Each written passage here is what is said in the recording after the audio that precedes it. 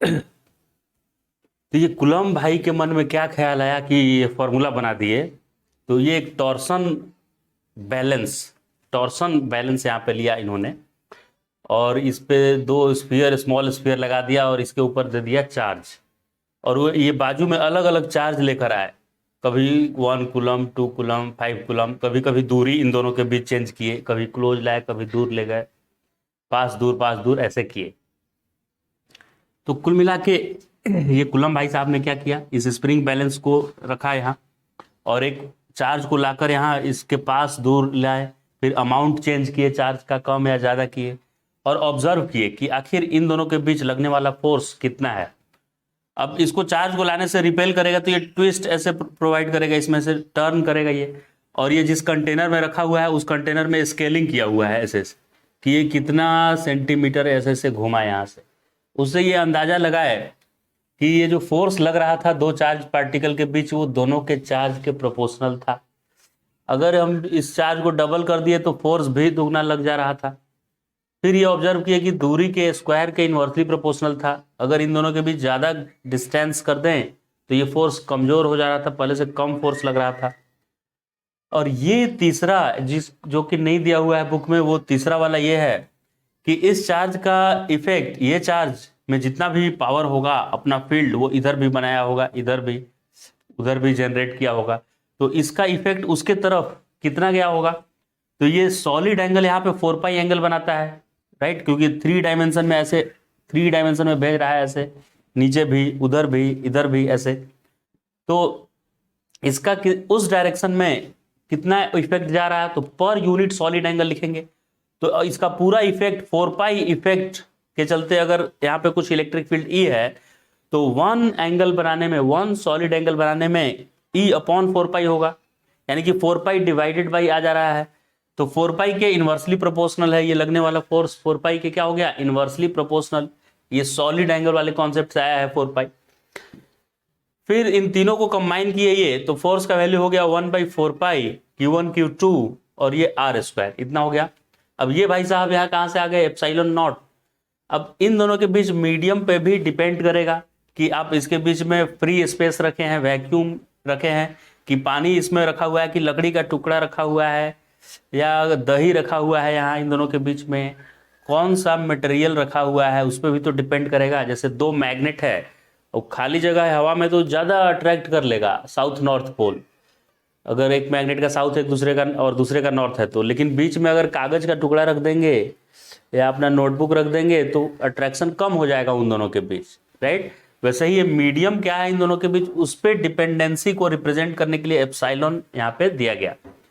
अब epsilon naught को बोलते हैं एब्सोल्यूट परमिटिविटी ऑफ मीडियम, किसी भी मीडियम का परमिटिविटी ये है, राइट। ये सब समझ गया। ये सॉलिड एंगल तो पहले ही मैंने समझा रखा है ये क्या है। तो इस तरह से कुलम्स लॉ का फॉर्मूला आ गया, F = 1/4 pi epsilon Q1 Q2 by R²। अगर ये फ्री स्पेस है, इसके बीच में कोई मीडियम नहीं है, हवा है या वैक्यूम की क्रिएट किए हुए है किसी ने, तो उसके जगह पर ये एप्सिलॉन के जगह पर एप्सिलॉन नॉट, यानी यहाँ 0 एक लग जाता है।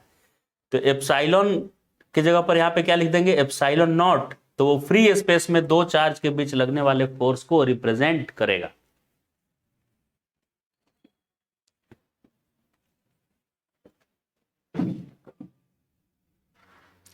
ठीक है सर, ये तो समझ में आ गया। अब ये क्या इधर है देखिए, अगर एयर या वैक्यूम में रखा हुआ है दो चार्ज पार्टिकल, तो उसके लिए फॉर्मूला क्या लिखना है मुझे, 1/4 pi epsilon not Q1 Q2 by R²। ये एप्सिलॉन नॉट लिखे एयर के लिए। एयर में कितना डिपेंडेंसी था, प्रोपोर्शनलिटी कांस्टेंट एप्सिलॉन नॉट उसके जगह पर लिखे। और मीडियम अगर कोई है हवा के जगह पर या फ्री स्पेस के जगह पर कुछ और रखा हुआ है, तो 1/4 पाई एप्सिलॉन लिखना है मुझे एप्सिलॉन नॉट के जगह पर, और Q1 Q2 बाई R², उस मीडियम की ये एब्सोल्यूट परमिटिविटी है उस मीडियम की। दोनों को मैं जब डिवाइड किया, 4 पाई ने 4 पाई को तबाह कर दिया, Q1 ने Q1 को तबाह कर दिया, और R² से R² कट गया। फोर्स एयर में और फोर्स मीडियम में उसका रेशियो आ गया, ये एप्सिलॉन ऊपर चला गया, एप्सिलॉन नॉट नीचे रहा, एप्सिलॉन बाई एप्सिलॉन नॉट। अब ये एप्सिलॉन और एप्सिलॉन नॉट का जो रेशियो होता है ना, उसको बोला जाता है डाई इलेक्ट्रिक कांस्टेंट, उस मीडियम का डाई इलेक्ट्रिक कांस्टेंट। यानी कि किसी मीडियम की एब्सोल्यूट परमिटिविटी क्या है, परमिट मतलब कितना इलेक्ट्रिसिटी पास होने दे रहा है, अलाउ कर रहा है। परमिटिविटी क्या है और वैक्यूम की परमिटिविटी क्या है, उसके रेशियो को ही बोला जाता है डाइलेक्ट्रिक कांस्टेंट। तो ये क्या रिप्रेजेंट कर रहा है डाइलेक्ट्रिक कांस्टेंट? अगर इस डाइलेक्ट्रिक कांस्टेंट का वैल्यू 80 है, जो कि वाटर के लिए होता है, किसी का डाइलेक्ट्रिक कांस्टेंट अगर 80 है 80, तो वो क्या बात बताएगा, ये एफएम उधर मल्टीप्लाई हो जाएगा, फोर्स अगर कोई मीडियम रखा हुआ है दो चार्ज पार्टिकल के बीच, तो ये बताएगा डाइलेक्ट्रिक कांस्टेंट, ये बताएगा कि उस मीडियम में फोर्स डिवाइडेड बाई के आ जाएगा, डिवाइडेड बाई के, एयर वाले फोर्स से 1/k टाइम्स हो जाएगा, 1/k टाइम्स। यानी अगर मीडियम में फोर्स 10 लग रहा है दो चार्ज पार्टिकल के बीच, अगर मैं पानी रखा हुआ हूं तो उन दोनों के बीच 10 न्यूटन फोर्स लग रहा है, तो पानी को हटा दूंगा उन दोनों के बीच से, तो फोर्स 10 गुना 8 80 न्यूटन लगने लगेगा।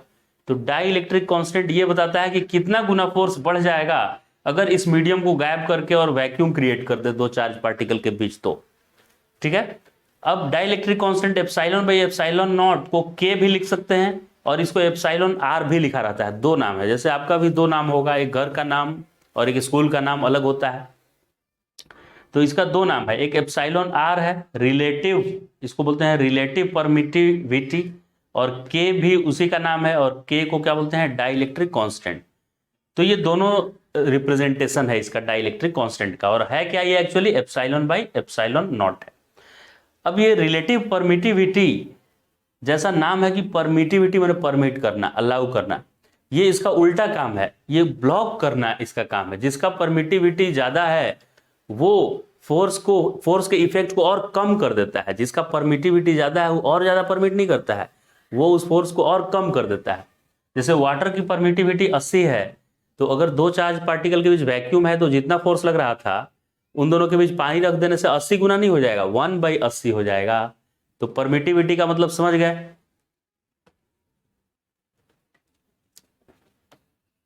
जैसा नाम है कि परमिटिविटी मैंने परमिट करना, अलाउ करना, ये इसका उल्टा काम है, ये ब्लॉक करना इसका काम है। जिसका परमिटिविटी ज्यादा है वो फोर्स के इफेक्ट को और कम कर देता है, जिसका परमिटिविटी ज्यादा है वो और ज्यादा परमिट नहीं करता है, वो उस फोर्स को और कम कर देता है। जैसे वाटर की परमिटिविटी 80 है, तो अगर दो चार्ज पार्टिकल के बीच वैक्यूम है तो जितना फोर्स लग रहा था उन दोनों के बीच पानी रख देने से 80 गुना नहीं हो जाएगा, 1/80 हो जाएगा। तो नाम का असर जरूरी नहीं है कि जैसा नाम हो वैसा ही उसका कर्म हो, क्योंकि आजकल तो दीपक नाम के लड़के भी 10-10 लड़कियों को एक साथ अंधेरे में रखते हैं।